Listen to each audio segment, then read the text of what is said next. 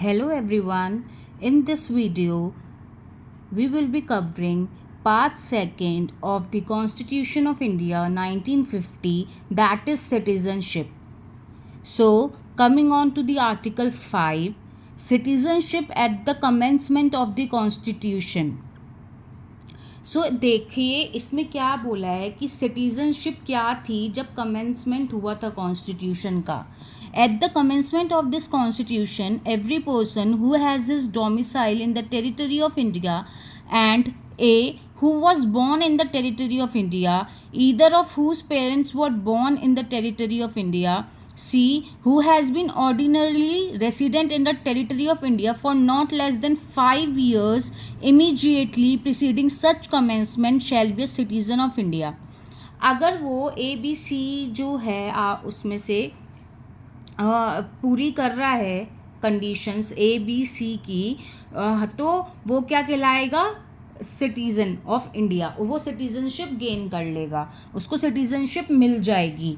ठीक है, तो आई होप आपको ABC इसमें क्लॉजेस याद रखने हैं इस आर्टिकल 5 में, तो आप ये ईज़िली कोई भी इससे MCQ आए आप ईज़िली इसको सॉल्व आउट कर सकते हैं. 5 ईयर्स आप ध्यान रखें C क्लॉज में जो दिया गया है. Now moving on to the article 6, rights of citizenship of certain persons who have migrated to India from Pakistan. सो पढ़ते हैं, आइए पढ़ते हैं. आप अपने सामने बेयर एक्ट ज़रूर रखें और मेरे साथ पढ़ते हुए जाएं. अगर आपके पास बेयर एक्ट नहीं है तो आप ऑन स्क्रीन देख सकते हैं, मैंने पिक्चर्स कैप्चर करके डाली हैं, आप उसमें मेरे साथ साथ पढ़ते जाएं.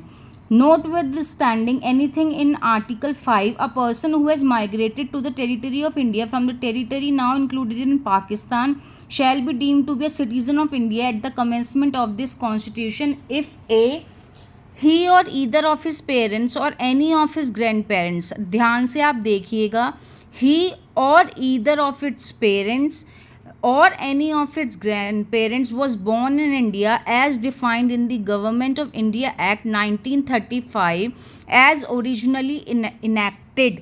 And B में दे रखा है, in the case where such person has so migrated before the 19th day of July 1948, he has been ordinarily resident in the territory of India since the date of his migration. Second, in the case where such person has so migrated on or after the 19th day of July 1948, he has been registered as a citizen of India by an officer appointed in that behalf by the government of the Dominion of India on an application made by him, therefore, to such officer before the commencement of this constitution in the form and manner prescribed by that government, provided that no person shall be so registered unless he has been resident in the territory of India for at least 6 months immediately preceding the date of his application.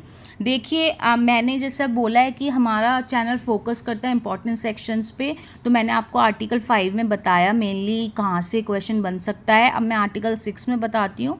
Mainly इसमें से प्रोवाइज़ो में से बन जाता है कि for at least कितना months, 6 months, और चाहे आप स्किप कर सकते हैं, बट आप मेरे अकॉर्डिंग स्किप कर सकते हैं, वरना आप पूरा पढ़ सकते हैं अगर आप चाहते हैं.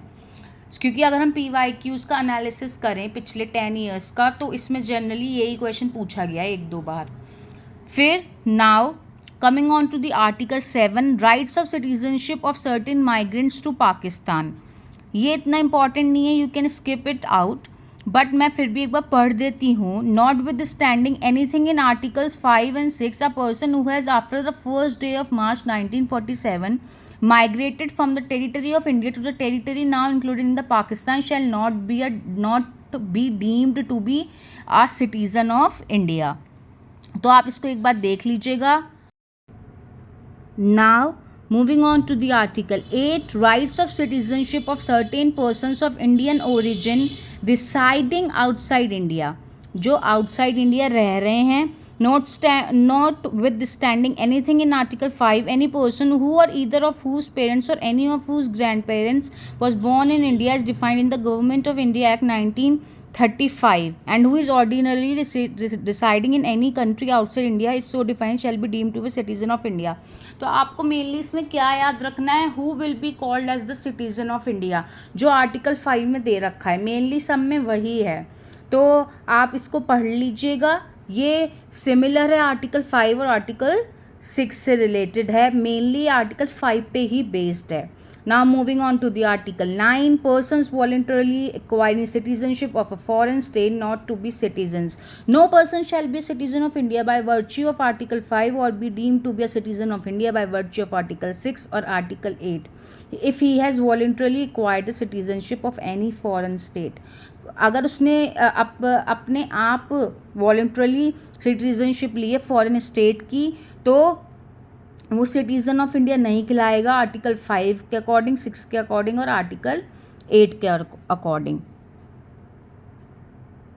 Now moving on to the article 10, continuance of these rights of citizenship. Every person who is or is deemed to be a citizen of India under any of the foregoing provisions of this part shall, subject to the provisions of any law that may be made by Parliament, continue to be such citizens. This is very easy.